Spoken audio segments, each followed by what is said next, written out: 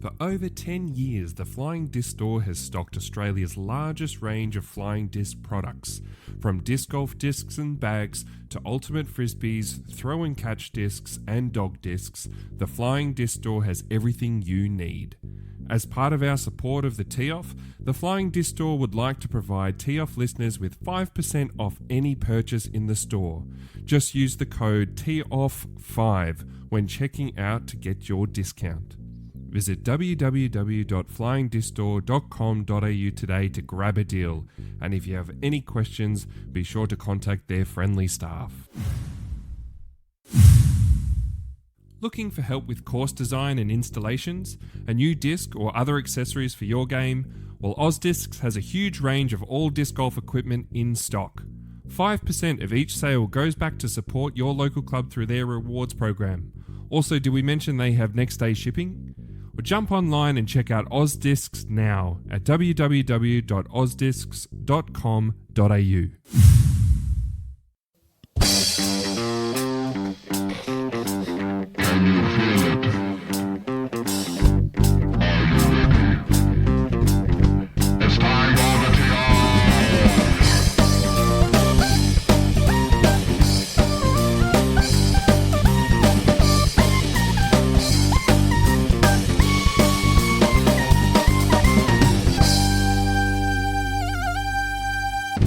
And welcome back to the Tee-Off, an Australian podcast about the awesome sport of disc golf. My name is Paddy Robinson. This is episode 82, not the last one where I did, classic, stuff that up. Last one was 81. This is 82. Here we are, and on a nice rainy Sunday afternoon. Timmy, normally we'd be here on a Monday, but we took the advantage. We might actually be underwater tomorrow, Paddy. Yeah. Like, the sky is grey. It feels like it's 9 p.m. at night, but it's midday. You did have to trudge through a decent pool, walking 100%. Crazy into my house. And people are saying, do you want to play disc golf tomorrow and today? And you're trying to set up something tomorrow.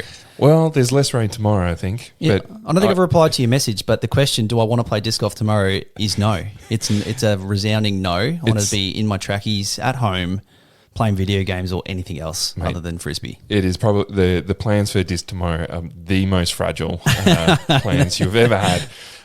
Actually, like, it's not just around tomorrow, but I put out there, it's so, in Victoria, it's the King's long weekend, the King's birthday. I was like, we've got the Monday off, some match play Monday, the King's Classic or the King's Clash. Oh, that sounds like a good idea. Yeah. So, we've got, currently there's 4 of us. So I really want to try and bring a bit more match play into the local scene. So this is going to be a little bit of a test run if we do go, if weather permits. But good luck. Yeah. This weather, nothing good can come about it, except hopefully the dam at Inverleigh, nice and chock full. Because that thing got down to nothing. Yeah, it had nothing in it, right? Bone. I mean, it is a good thing. We've gone through a lot of drought. My in-laws are dairy farmers, so they got 40 mil, and it was the first message that came through this morning. Hey, we've got this. The rains are here. The rains are here. So happy days to people who don't play frisbee. That's it. If I always say the farmers, if you want rain, just schedule a disc golf tournament. Yeah. You'll get it. Oh, there you go. All right, straight into it. We've got a bit of a fun episode today. Little bit of a quick players meeting. Just wanted to shout out Parked Media. They have released the World Team Disc Golf Championship footage, leading off with Australia versus Germany. So I was lucky enough to be on that footage, but it's definitely worth a watch with Bainey taking on Timu from Germany, who is a 1030 extremely talented disc golfer. So it was a pretty awesome opening round, but Parked are slowly releasing the rest of that footage there, so go over, have a look. It's got some pretty fresh commentary. It's it's worth a watch. They're doing work, Parked. Give them a bit of love. Yeah, 100%. The other thing I wanted to do is just, there was a couple of follow-ups from episode 81. We did talk about winter in Queensland and what that looks like for them. Robert Lambert did message the pod, and he just wanted to classify or just make sure that we knew that winter actually started on Tuesday. There you go. In Townsville. So what does the first day of winter look like in Townsville, Timmy? It looks like 24 degrees. 24, you reckon? So I say lol to you, Robert. It's not even winter here, mate, and it's hailed today, top of 10. So And your house is underwater by the looks And my of things. house is underwater. I might be staying here tonight. 24 degrees, mate. Yeah. Oh, that sounds amazing. The other thing we're going to follow up on is we put out a question on the last pod and had a pretty fun little discussion about the milestones in disc golf and what do we think is worth celebrating. So, yeah, a few people really enjoyed this and sent in some things that they thought. So I'm going to start off with Chris Salter. He actually thought of things that shouldn't be celebrated, Tim. And he was saying an example, an ace that is not your first throw. So, you know, those guys who film themselves going down to a tee pad and they're obviously just throwing. Yep. Empty the bag, yep. Empty the bag, and then one of them goes in. They go nuts, go crazy. Yeah, so he doesn't think that should be celebrated. What are your thoughts on that? I mean, I agree. But having said that, we did that once. We went down for the, it was that, I forget what it was for, but it was like a fundraising thingy. Yeah. Aces for something. Aces for animals. Aces for animals. Every ace got cash into the pot. That's right. I went down to Christian College. It was you, me, Cassie, and maybe Chris and Ryan Hart. Yeah. We threw about 700 frisbees at like a 30-metre hole. No dice. No dice. I mean... Kudos to the people that can get out there and like it's another round disc golf. I know Dylan Spangers was doing it for a little bit, and there are and Austin Turner. He's the main one, I guess. Look, don't celebrate it like an ace because an ace means one, and that's not your first shot. Yeah, but it's still impressive. So I don't know. I'm sort of in the middle on that one. I mean, those videos get a shitload of views, which I think is cool. Yeah, and it does look good when it goes in. But yeah, just have to like go on crazy. It's just trick shots. Just call it that. If you just Photoshop out the 80 discs that are on the ground around the basket, then it might be a bit more impressive. I don't know. I'll tell you what as well. Who has the time for that? Yeah, I know. Who has the time for that? With two dads in here with two kids who have been sick as well. Yeah. I do not have time to go down and empty bag after bag at one hole hoping for an ace. Yeah, no. Yeah. Anyway. Reece Circuit sent in that he thinks the first time that you throw like either an 800 rated round, a 900 rated round, and a 1,000 rated round, that should be celebrated, which I think is a good one. It's not bad. Yeah. Actually, do you remember your first 1,000 rated round? Oh, no, I don't. I think I actually might have got one, and then on the adjustments it went under 1,000, went to 999. Oh, that's dirty. I think maybe Ball. Yeah, okay. Yeah. But no, I can't really remember. Yeah. I had mine. Yeah, I had mine down in Tassie at one of the two heads. Yep. At Poimina, I think I shot like a 6 or an 8 down. And I remember Fergie coming up to me after and he was like, "Hey, that's like 1,000 rated round." I had no idea what that meant. And MA4? I think I might have been MA1 actually. Okay, yep. And then he said after, he's like, "Yeah, these are pretty rare, mate. You'll probably never have that again." I was like, "Oh, wow. Thanks, Fergs." Thanks, Fergs. But yeah, that was my first one. So yeah, I like those shout outs there. The other thing that Reece said as well, he said that they celebrate aces in Ballarat. They do at any Ballarat event. If someone gets an ace. Sometimes what we would do in the past, if you're on a card and your mate ace, you'd go and put a little signature on their disc. Yep. But he said if anyone doesn't want to do that, they actually have ace tags that they hand out. And I thought that's pretty cool. Okay. Little memento. In fact, if I know when we were doing a bit more with Geelong Disc Golf Club, we had a pin for like a King of the Month. But I think I know there's ace pins out there. I think an ace pin would be pretty cool. I don't need it. Mine are all filmed by Parked anyway, so I can just rewatch them over and over. They're documented in history. Love it.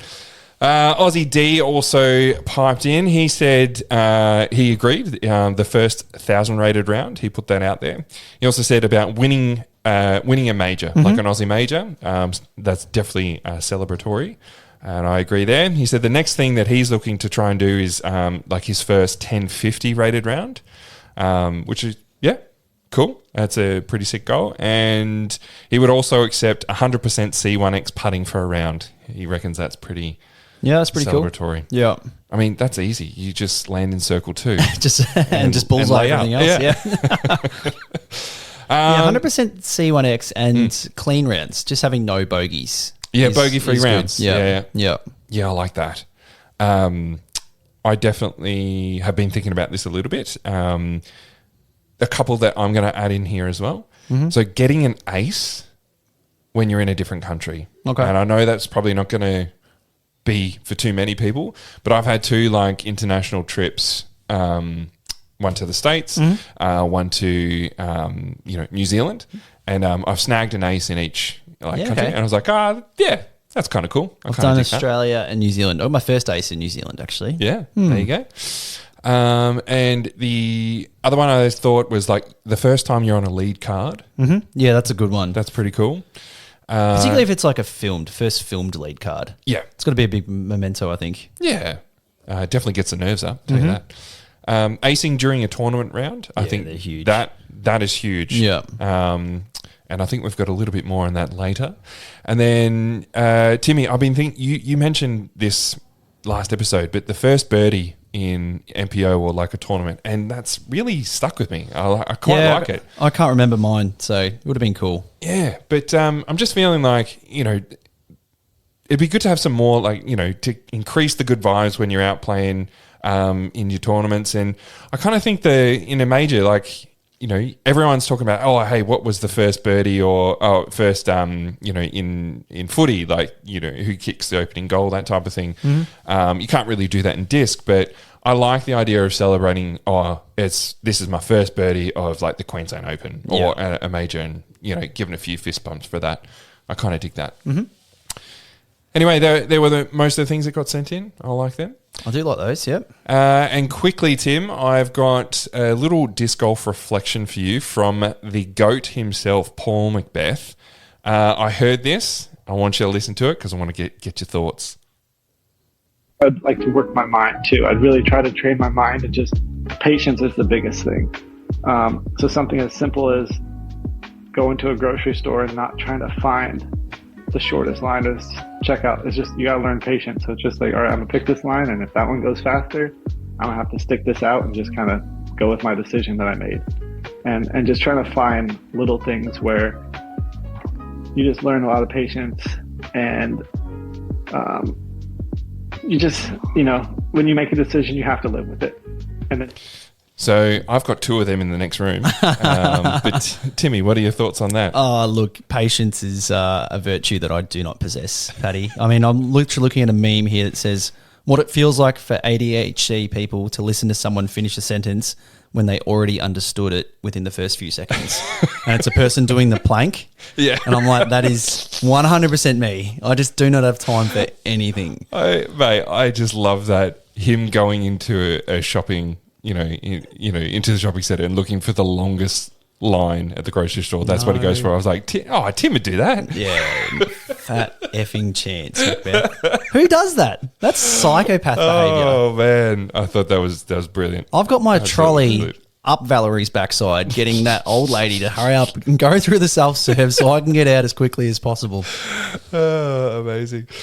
The other thing, it's not really a disc golf reflection, but it's semi-news. Uncle Bobby Jr., he's back in disc golf. Yeah, so I saw this, but I don't really... He's kind of a bit before my time. I don't really know Uncle Bobby. Yeah. Tell us who he is. Well, look, he basically helped shape dynamic discs. Like the disc golf, one of the biggest disc golf podcasts was, by them, like Uncle Bobby, he was like Cool Daddy Slick Breeze or whatever he called himself. What? But yeah, like Eric McCabe, like they had the Disc Golf Ants Man podcast, and it was just huge. It's like one of the early ones and one of the biggest.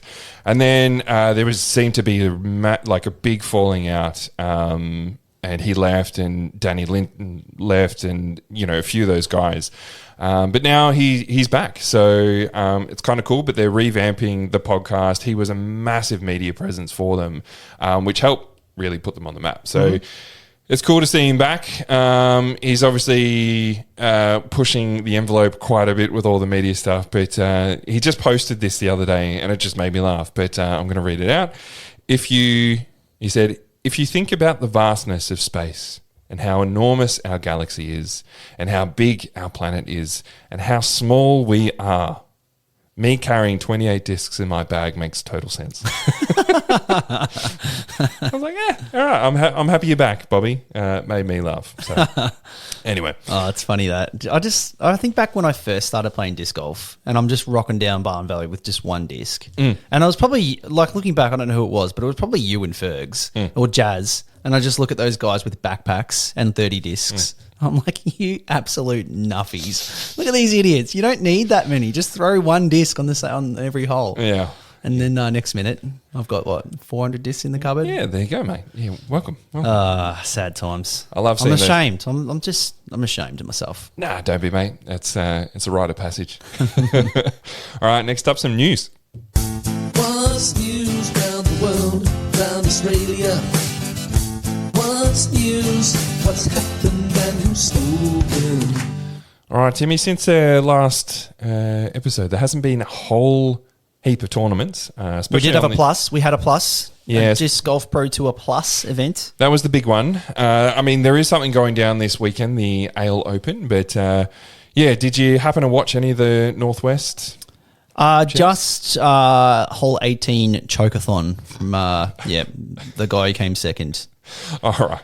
Well, look, it's been over a week, so we're not going to dwell on it. But yes, Gannon did get the win. AB basically gave it to him. And to be honest... Did he what? If you didn't look, just in case you didn't see it, hole 18, par 5, eagleable by those big arms. And AB took a 6. Yeah. And he what? We're calling it a miss or a chain out? He's 5 meters away. Before we even get to the putt, though, he gave it away. Like, he shanked to the right, then he hit first available tree, and then he left himself short, and he had to make the par putt to push. That upshot was the real choke, wasn't it? Because that upshot was just like a 50, 60 meter backhand. Yeah. And he left himself like 7 meters, 8 meters. Put those on the pole. Yeah. Gannon put his upshot on the pole from about 80 metres after taking about 7 minutes to throw the disc, changing the disc 5 times. Actually, if he had called a time violation, he would have won. There's 2 things with this, which I find really interesting. The time violation, so a lot of people are talking about that, saying, well, AB could have called him. Like, I've now been in some situations where, like, at the World Team Champs, we had an official coming around following the cards and threatening to do time violations for the whole time. And he was threatening both teams and stuff, but he was saying that Australia was taking longer. I wasn't playing, Tim. Okay. I was a captain. But it ended up in having one of our team players call the head of the tournament and basically say, get this guy away from this. We're here, we're playing, there's no one behind us. You know, literally they were just trying to keep it moving, but he was there like, you know, but we weren't backing up or anything like that. He said, we're here, we're competing at the highest level. This is like in the semi-finals and that sort of stuff. He's like, tell this guy to piss off. And they did. And he left and it was fine. Like, and both team catches were like, we came together, we're like, no, we're not going to call you. You guys are taking fine, you're talking about your shots, blah, blah, blah. So I'm kind of over the 30 second, like to you know, if Gannon was there and it was really like windy and he's waiting for a break or something like that, okay, fair enough. But if he's there and he's concentrating, like he stuffed up his upshot anyway. There was a shot that he stuffed up. He shanked it straight into the tree. So he didn't get an advantage from it. But yeah, I just like all the keyboard warriors going there, like putting him under the timer. That was me, mate. Yeah. Fair dinkum. He picked up a disc. He put it down. He went and made a coffee. He watched 2 episodes of Seinfeld. He came back. He picked up another disc. And then he looked up again and he said, no, I'll throw this other disc. And then he threw it. Yeah. It took 5 minutes, mate. It's fine. If that was Kristen Tatar, it's fine. Well, Kristen Latt, she get called on that immediately. But the Americans are racist. Immediately, mate. Anyway. No, I mean, he did park it, and AB, had a nervy 5 metre putt, and I'm calling it a miss. Yeah. And he said it himself. He tweeted out saying he overcommitted and missed right side. And he said the confidence is as high as it's ever been. And I'm like, is it though? Is it? Is it though? I really don't buy that, AB. I mean, if you break it down, he didn't, I wouldn't be serving up the whole tournament on that putt. I mean, but it's like he stuffed up the hole. Last rounds in general, not really been his forte. And you only have to go back to European Open last year when he took like a 40 on the 16th hole. Yeah, true. I mean, he's scary. Yeah. One thing I did like about it though is the initial reactions of Gannon and AB. Yeah, when he identical. lost. That was really Identical. cool. Like they both looked devastated about it. I mean, which is nice to see. No one wants to win that way, but hey, win's a win. And to be honest, I did like going into it. It was like AB and Gannon. It was like this big battle with them. Yeah. But Kyle Klein, man, Mate, he's shooting a 10 sneaky good. down. He's sneaky good, Kyle Klein. Oh, dude, I've never wanted anyone to hit a putt so much in his life. If he had to hit his little eagle opportunity, he's right there in a playoff. Like I hate his C2 putting style, Kyle Klein. Oh, He's good. Holding. His putting style in general. There's a lot of movement in it. I don't know. Reminds me of like the driving the bus like dance move. Like he's all the way up on the top of that rim. Yeah. But hey, he's a better putter than me, so it must be working. Yeah, I mean, it certainly is. He's doing a lot of stuff right. Not quite breaking through for the big wins, but he's been top 10 pretty much always this season, so very good stuff. On FPO, we had Holland Hanley get a commanding win over Missy Gannon and Paige Pierce. Listen to the names in the top 5. Yeah, man. Paige Pierce, Jennifer Allen, Katrina Allen. So what year is it? I've got a theory with this because in my notables, I've also mentioned Paul Ulibarri. Yep. How he just came out absolutely firing. And Nate Sexton. They're just good at Milo. They've probably played it 90 times. Well, that's what I think it is. Yeah. Like a lot of these guys have played that course. They know I've played that course. You know, there's a knowledge that you have and that you need for that course. Yeah. So I reckon that helped a lot of those guys, finish so high up there. But good to see definitely Jennifer Allen, but Paige Pierce as well. Yeah, look, I want more than I think anyone a good Paige Pierce back, and 10-24 in the last round. She's almost there. Yeah, and I just want to shout out Holland. She's having such an awesome year. She's had 3 wins, 6 podiums, 8 top 10s, and an average finish of 2.5 in the big one. So she's having a really breakout year. Pretty awesome to see. The last notable I wanted to say as well, Taylor Choquette. First top 10 finish for her. Yeah. So she's a bit of a local around Portland apparently, and she comes 7th. So pretty awesome to see that too. She's obviously quite an athlete. Seen a few of her beast. Videos. I want to see her she and can like crush. Paige Bierkes stand next to each other. Oh yeah, like just Paige Bierkes against anyone. Yeah, you're not wrong. But So they're the main shout-outs. I did like the 2-round format at Milo and Glendevere. But, I mean, they're 2 epic courses that could probably have their own 3 days. But, good to watch. Great stuff. Now, there were no Aussie tournaments last weekend that I could see. Some dropping now as we speak, though. We are recording on a Sunday, and we have 2 tourneys on the go. We're going to have a look at the Rob Hancock Memorial 2025, represented by Damiani Cabinets. Very cool stuff. Now, this is, it's been a massive tournament in Perth for such a long time. And we did see, I'm sort of sneak around on the socials because it's a day to be looking at social media today and not much else. But I wanted to show you this, Tim. I did have a bit of a chuckle. So Kingsley, in proper Kingsley fashion, is getting out there, getting some interviews, and he interviews Chris Cahoot, who's one of the OG Perth boys, one of the founders, and I think he's a life member as well. Chris was talking about the tournament and everything, but he also mentioned this, and I had a chuckle at it, Timmy. I'm going to play it for you. I guess there's some lessons that can be learned from how this has thrived here, eh? Yeah, definitely. And I don't think we've really had any negative interactions with local community members, apart from Magpie Lady across the road here kept thinking that we were hunting magpies with frisbees. Magpie Lady. Magpie Lady. I can just see the visuals of just a pack of guys, just destroyers in each hand, forehanding at magpies. Could be fun, actually. I mean, I love magpies. Don't get me wrong, but I love Maggies. But trying to kill a Maggie with a with a disc. Interesting. Not This quite lady. love. Not quite. This lady just thought we were all Xena warrior princesses out there. I mean, we are going for birdies, but anyway. So, Timmy, how is the Rob Hancock looking? So round one's been in the books. It looks like Jacob Davies has opened up a nice, solid 4-shot lead ahead of Rob Lynn and CJ Donnelly. Alex Kinniston, not a great start for him, 1 over par. It's probably not going to be very nicely rated. 9.15. That's not a good start over an MPO. And we might just move on over to MP40. Chris Finn is taking a commanding lead with a 6 down, 3 strokes over Pat Wilson.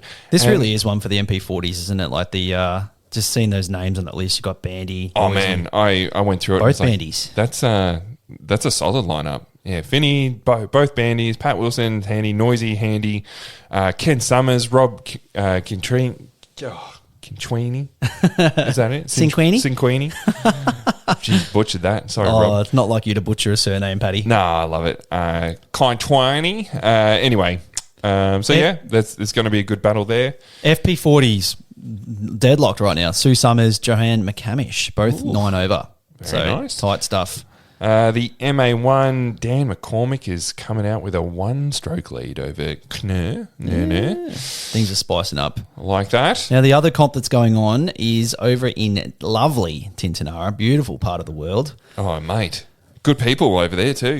Great people. Good people. They're really supportive of disc golf. I still remember the guy telling us to get the F out of his town. Sorry, mate. We stuck around and played Frisbee. But no, look at the leaderboard. Oh, did you see I saw Nath Parrish is over there fighting the good fight, playing all the tourneys.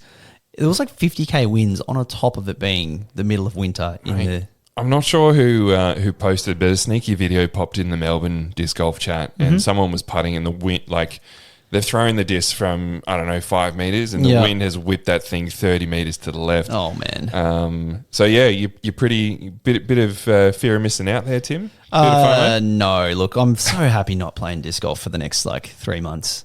So when winter's June, July, August. Yeah, look, but it's Victoria, mate. We're at least 5 months. Yeah. It's been a good year, but no, look, no fear of missing out. Although I am looking at the scores and pretty tight battle in MPO. Looks like Noblet's got a 1-shot lead over Caelan Borg and Nath Parrish.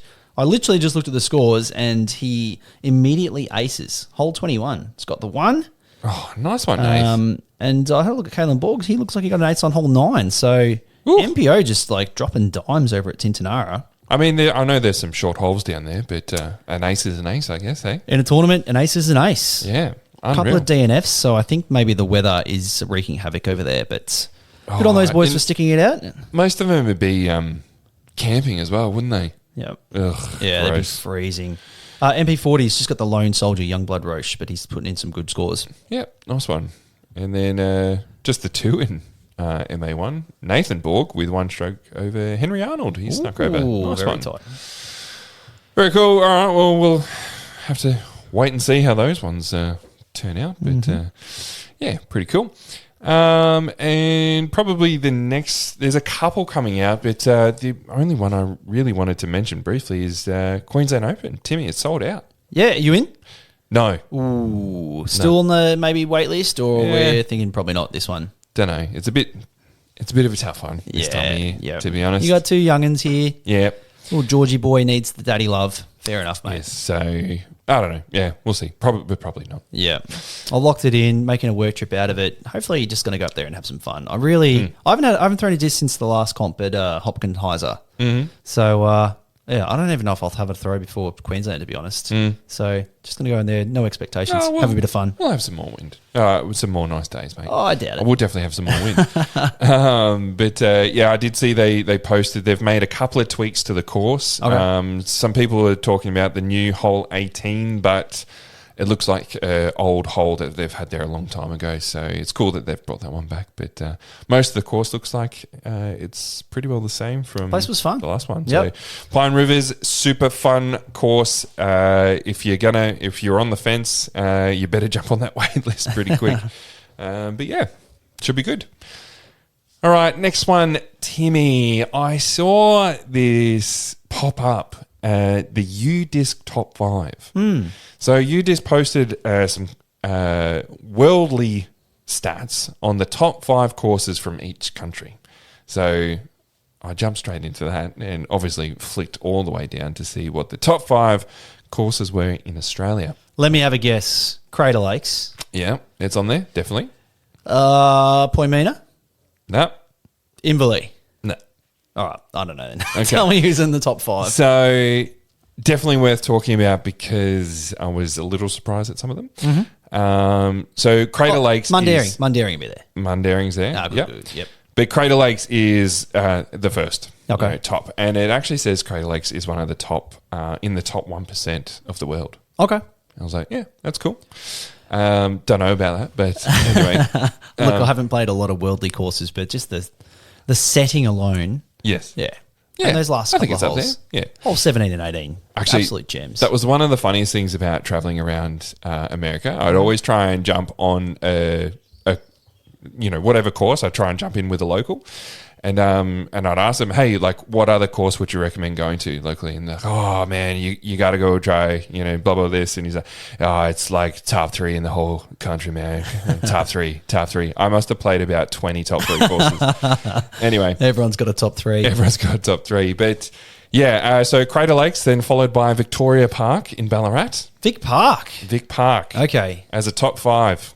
Yeah. Yeah. I don't know. It's a good course, but a good top course. 5? Is it top 5 in Victoria? It's top 5 in Vic, I would imagine. Yeah. Yeah.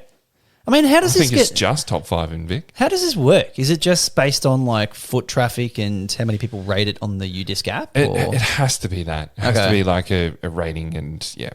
So Vic Park, as far as top 5 in Australia goes, I'm going to say no. I mean, it's you'd even put up a fight to see whether it's the best course in Ballarat because they've got Mount Xavier now. Xavier, so. yeah, true. Pine Rivers is on there. Okay, yeah. And That's probably think fair enough. That's fair. Yeah. Yep. Well, I mean, I've only played it once, but my memory of it was a heap of fun. Yeah. So, I'm going to say it's been redesigned yeah. by Chris Barringer. So, which is what we played. That's what we played. Yeah, That's yeah. what That we was played. good. So yeah, I would definitely. Yeah, I reckon that's okay. Edison Park. Oh, I love Edison Yeah. in Canberra. Yeah. But I mean, over Western? Yeah. Yeah. Nah. Yeah, not a top 5 course. For me, yes, because Yeah. Edison. I mean, Dan Frost is still recovering from the time I whooped him on Edison Park on his local. But Edison yeah. is fun. Like It is it's fun. got it's got. I know. That's sort of my jam, sort of your Yeah. 70, 80, 90 meter holes rather than your big boy distance. Yeah, maybe that's what we should be doing. Like, top 5 champion. The best courses, and then what's your top 5 like fun courses? Yeah. Okay. But Edison as a top 5 in Australia, I'm going to say no. And then Mundaring is the last one. Okay. So yeah, 100%. I would say Mundaring. Yep. I mean, now it's got the world's course as well, the black, like 2 Yeah. courses. Yeah, easy. What are we missing? So obviously no Poimina, no Inverleigh.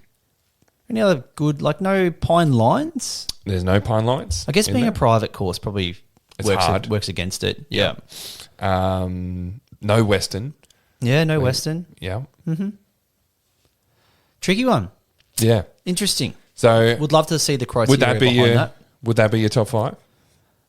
What you just read out, no. No. But I would say Crater, I would say Inverleigh, I'd say Inverleigh. Poimina. Poimina, I'd probably say, I mean, I've only played it once, but Pine Rivers. Yeah. Pine Rivers, And and then, then Mundaring.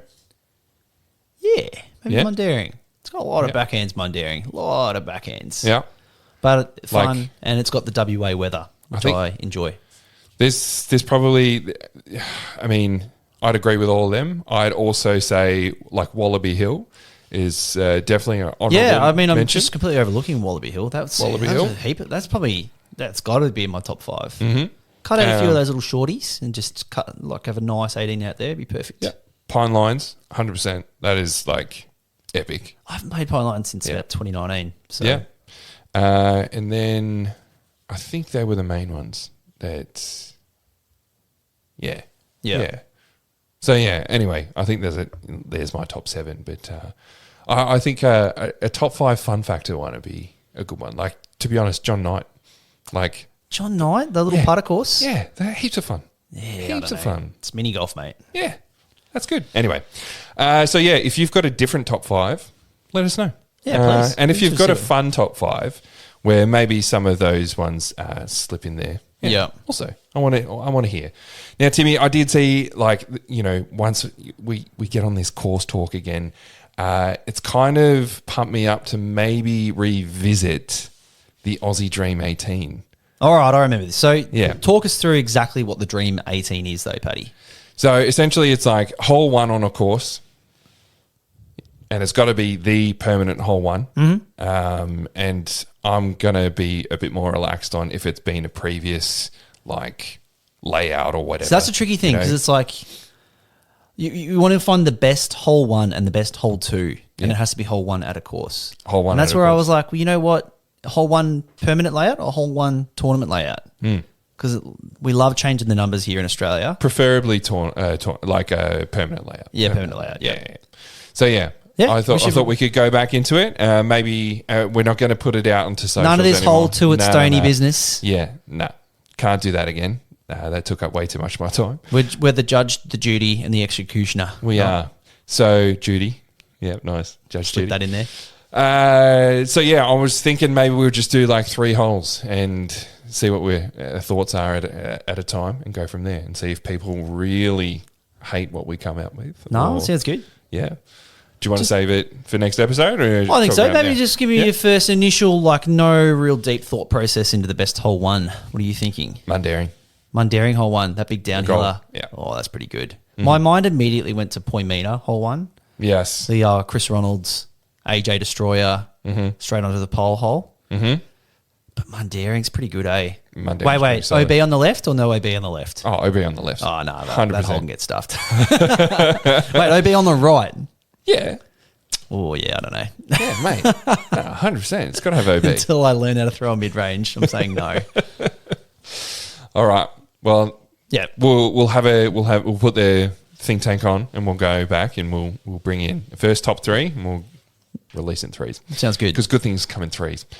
All right, and to wrap it up, we had a few questions get sent in, as well as a couple little social media questions as well. So we'll whip through them and then call it a wrap. So one that came in, so the PDGA, you jump on the PDGA page and they post the photos of the world champs each year.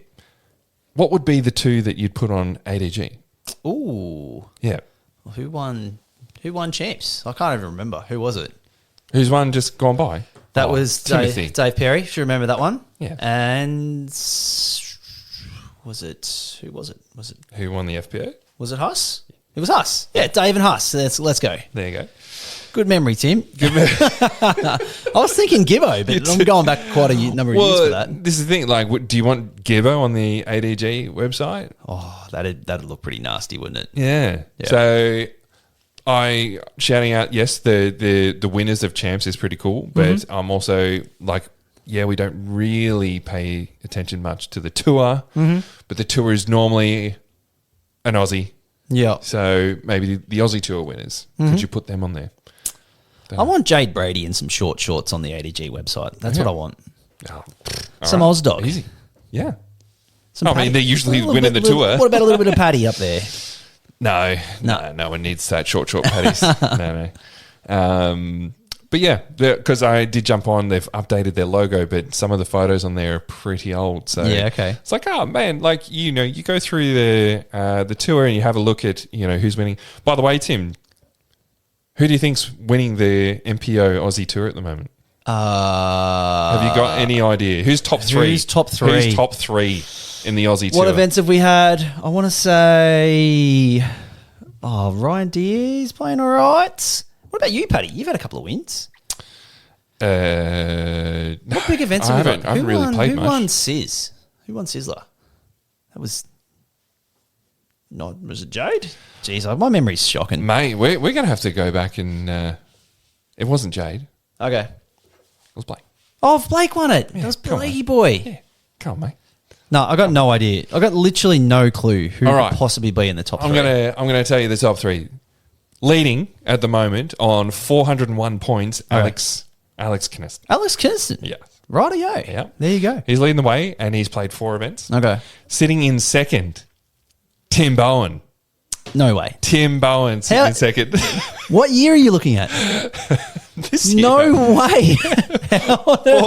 Four events, and you're sitting on 358 points, followed Oh, I can closely see. by Blake Houston. I'm ahead of Blake Houston and Yeah. Ryan Hart. Yeah. Wow. There you go, mate. I need to know the secret herbs and spices to that formula. How on earth am I second? Well, 100%. This is why. Like, Yeah. I then like. Well, what the hell are the points? I think if how you do we hover, look at the hang on. points? If you hover over number 2 or over my name, Yeah. What have I got here? There, so it tells you, which is cool. So Vic Open, you got 68 points. Yeah. The Hamilton Kickstarter, I got 100 points for the Hamilton Kickstarter. 104 points, Let's mate. go. I did play well there. Tassie Open, you Yeah. got 96, and the Sizzler 90. Okay. Yeah. So Blakey, he's only got the 3 events, so I reckon he's hot on your tails, mate. Yeah. Alex is looking pretty solid. The Mandalorian, it was 104. Chichester, 106. Fantasy Park Open, 104. And Redtail Open, 87. What about Diros? Scroll down to Diros. He's in 6th place. He is. So he was Hopkins, which was 79. Vic Open, 131. Yep. And then the Sizzler was 65. Okay. Maybe he hasn't played as many as I thought. So I've got to go all the way down to 20th for myself. And Why have you only got one event? How does it only count certain events, or have you just played one? I haven't played too many, but Okay. yeah. I think this does need a bit updating, but the Vic Open, I got 110 points. Is there any way for me to cash out now in second place? Can I just take like part of the prize? What is the prize? Oh, you get I don't know, PDJ member I thought membership? it was going to be several $1,000s. That's all right. Yeah. We'll move on. Anyway, we digress. But yeah, I didn't think you knew you were second. 'Cause Absolutely no clue. That's amazing. you know why? Because I haven't heard about it. That's it. I'm doing an Instagram post after this. All right. We posted just something on our story that we thought was funny. It was this guy in the States who was announcing a player to be on the tee, which turned out to be himself. Yeah, I saw that. He's the announcer guy. Yeah, he did his own self-intro. So Reece Circuit asked, what would your self-intro be? Oh, did he really? Yeah. Hang on, just back to that guy. He did his own self-intro, and then he was like, am I a has-been? Let's find out. And then he full ripped it into first available. It was so funny. What would my self-intro be? They put me on the spot, but I don't know. It'd be something to do with the 10 Bowen. It'd be there'd be round 1 leader of Melbourne Celebrates with a 10 down. It'd be your 2-time Tintinara tee-off winner. I'm trying to think of anything else. I don't know. The forehands friend, something like that. Yeah. Yeah. Well, I'd say all the usual crap, but I'd usually just add in. Oh well, I have been throwing out that is the voice of the tee off. Mm-hmm. We have put that in some of our little shout outs because that's fun. Yeah, I ask people to say the sexiest and the flexiest, but no one says it. No. So I mean, there's a new tattoo for you. But the last one I've said is this is brought to you by like ibuprofen or Nurofen or something like that. Yep. We'll have to ponder that. That's not a bad idea. Anyway, maybe we should Imagine having to do do self intros. So everybody had to announce themselves at a tournament. Well, I've been watching a few videos lately, and I've seen there's a skit on SNL where the teleprompters write each other's like news things. That's read So about. maybe we should do intros for each other. That'd be pretty funny. Yes. Anyway, good one, Reece. I like that. Now, I did post on Instagram, what is a disc golf item that everyone uses but doesn't work for you? So, yeah, we had quite a few people write in. Tim, you were hot off the press. I mean, it came straight to me. I was thinking short bags, rangefinders, all that, but I was like, nah, it's backhands. I'll see everybody using those things. One day I'll learn. Oh, I like that one. Parked Media responded and they said a zone. Yeah, I can get around that actually. Everyone throws a zone, but I think Big Germ said it. He said, this is back when he was with Innova. He said you need touch to throw something like an ABR X3. You don't need any touch to throw a zone. I like that. And I was like, I don't know. I feel like the zone doesn't come out clean for me. It feels too deep and too square. I don't know. Yeah, I mean, it's just a harp. Is it though? I don't know. No, it's a good response though. I've never thrown a zone, so I don't know. Everybody throws them. But I mean, it's an overstable approach putter. I mean, Yeah. how different can it be? But yeah, that's a good comment from Jim. Big AA Ron said consistency. He's that seems to work for most others, but it's never worked for him. It's less fun being consistent. Yeah, that also takes practice. Dill Feldman said rangefinders, and he said he likes to play by eye. Right. Does not like to get the rangy out, so he doesn't own one. Yeah, right. Yeah, which I can get behind. So, but if I'm playing a new course, especially if there's elevation, I do like to have a ping. And shout out to Dylan. He has, if I'm pinging something, he's usually asked me how far is it. Yeah, does it not work for him just because he doesn't have one? Is that why? I think if you're pinging it within 40 meters, then that's a bit embarrassing. Yeah. Yeah. Matty Faz said carts. He said injury forced mine upon me and I miss my bag dearly. Yeah. I mean, Matty, you're getting on a bit. You're going to need to embrace the cart, mate. So, yeah. Yeah, I think he does have, unfortunately, the old slip disc. Ooh. He's not even a dad. He can't even blame dad back. So he's holding up parked media. That's going to put some strain on the back. But yeah, carts, it's not a bad one. And to be honest, I'm a bit over the golf cart conversion. Okay. Yeah, I don't think they just don't look right. Like when you see like the Canberra boys with their E3s and infinite bottomless cash pit, whatever they needed to actually buy them, but they do look good. They look like it's a disc golf cart.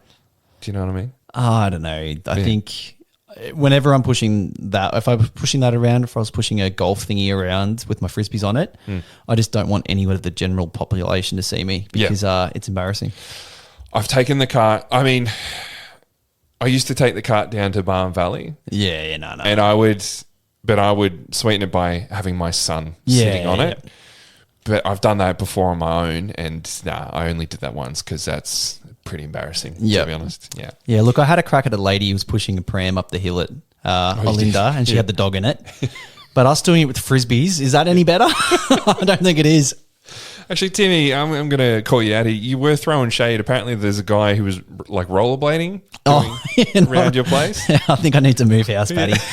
So, dead set. I live in suburban Highton, and there was a guy, full high vis, mind you, and those sunnies that the disc golfers wear, the reflective ones. And he had skiing poles, like ice skiing poles, and like ski hybrid rollerblade things. And he was basically ice rollerblading around my streets. And I'm like, Kat, we need to move. I can't be having this around my streets. It looks shocking. We need to get out of here before I get into that. Oh, man. I mean, we really can't throw too much shade being disc golfers, but... No, we can. We're a lot cooler than that, honestly. All right, moving on. The ginger disc golfer has thrown out rangefinders as well. Obviously, doesn't work for him. Alan Brunsting went the opposite, Tim. Okay. He said a forehand. A forehand. Well, he's got the thumber game and the overhand game. So I'm like, well, could Tim Bowen and Alan Brunsting be like the ultimate disc golf doubles partners? I reckon we'll be all right. Yeah. I reckon I'm a pretty handy doubles partner for most people, you'll find. I mean, versus anyone that's got a backhand, I'm happy to jump on with them. We're talking about trying to get this tee off versus throwers doubles going, but maybe it needs to mix it up with Tim and Alan versus Chris and Paddy. Could be a good time to do that now, actually. Ronalds is in good form. I don't know about Al and I, but you and Ronalds. Yeah, he's got I've got Ronalds covered all day, but he's got an extra baby coming soon, so we might have to get onto it quickly. Yeah, he's no chance. Yeah. Taryn has said chalk bags. Okay. Yeah. Actually, and I can kind of get behind this. Mm-hmm. I've tried the chalk bag, and especially like when you play on a card with Bainey, and I'm going to say who's the other one who just goes super hard? Reese. Oh, and Blakey Aston. Yeah. Which they are unloading. They're basically their whole hand is chalk. Yeah. Like try and find the skin. I don't know if I could. I've tried to go super hard and have it, and it just doesn't feel right. But I mean, I'm with you. I've got the Yeah. bags, kind of there just to get rid of the clammy hands, but I Yeah. don't really need like a full chalk covering. I just need, I don't know. yeah. We don't have a lot of humidity down here. I Yeah, mean, you're like, right. Bainey is sitting in Queensland, Yeah, so maybe Blakey's that's over in the trick. WA. Yeah. Yeah, but yeah, find that chalk bags. I was shouting them on. Also, I don't have the patience to get that chalk bag down to where, where it's super loose. Mine Okay. are all pretty tight and they don't give a lot of chalk. I think that takes too long. You got to beat them in. So we got to beat in your Yeah. disc and you got to beat in the chalk bags. Who's got time, Tim? Yeah, that's a lot of time. There's a lot of beating time. in. Cam Ford wrote something in, but I'm not going to read it out because, that guy. We're a family podcast. Yeah. Alan Maypar said distance drivers, and I had a chuckle at that. Good on you, Al. It's not bad. Everyone just throws them anyway, Al. So you're not alone. I mean, he started in Victoria, so I thought his first disc would have been a distance driver after, what Melbourne Pro Shop, what they used to do to sell to, here's a Taipan or That was my sort of here's a stuff. stiletto. Welcome to disc golf. Brady from across the pond over in New Zealand. Thanks, Brady. He's one of the, I reckon we don't get too many New Zealand riders in, so cheers, Brady. He wrote unlucky, and I was wondering if he's just talking about luck in general. Okay. Like, players get that, he doesn't. Yeah, right. Yeah. You would never have any experience with that, Tim. Oh, I mean, I'm not a 3-time Australian champ, so I don't get any luck, Paddy. So let me know how it goes for you. And goes Daz sent the last one in and he said putters. Yeah? I don't know about that. He had a pretty, didn't he putt pretty good at Olinda, Daz?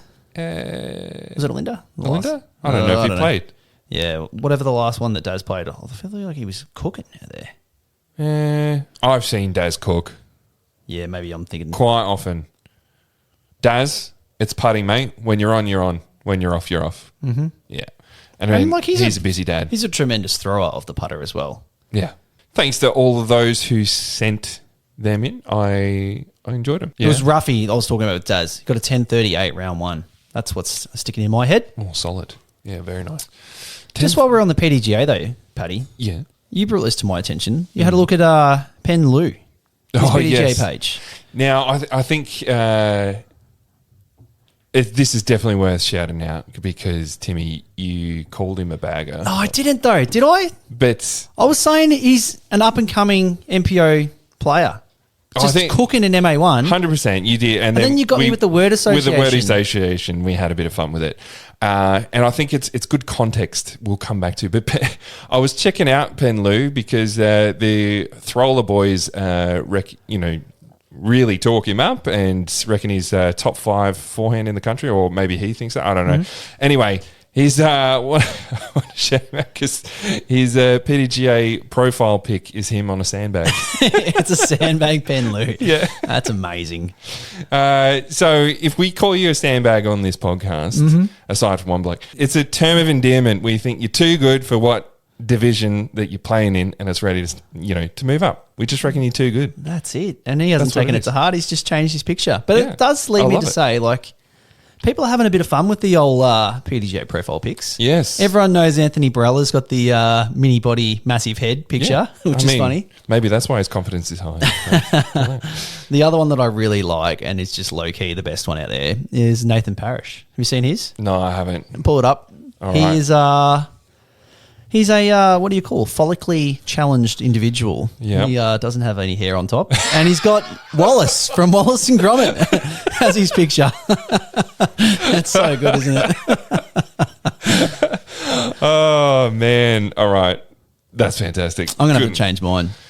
Actually, while we're on the topic of PDGA and the profile things, what do you thoughts? There's a couple of guys who were putting in some extra joke things, like Darren Stay Smith says that he lives in the town of Smoko. Smoko. I just thought that was a Canadian province somewhere. Yeah, living in Smoko. And the other one I saw recently, I think is Josh Morrison in Queensland, has changed he's put his nickname in it. He said Jomo. Jomo. There you go. Jomo. I don't know. What have our thought? I don't mind the profile pic. I mean, does he get called Jomo, like Joey Buckets? Because Joey Buckets has changed his name to Joey Buckets. Done it. Joey Buckets has international. If the nickname is that knowledge. rife and that prevalent, then why not? I mean, I don't even think I'm Paddy Robinson in there. When people call you Pat, I find that very strange. Yeah. Only my wife really calls me Pat. No, people call you Pat. Yeah, do they? Who? Who's Pat? Yeah, there you go. I mean, I'm Patrick Robinson on there. Okay. It's very official. Yeah. That is very official. I get a little... Maybe I should change it. What would you put it? 10 Bowen? Oh, please put 10 Bowen. Should I chuck it out there?